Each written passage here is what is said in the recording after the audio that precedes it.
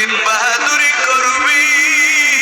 দেখবি তোর মরণের সাথে সাথে 1-2 ঘন্টার ভিতরে তোর লাশটা গোসল হয়ে গেছে, শরীর থেকে দুনিয়ার সব কাপড়গুলো খুলতেছে,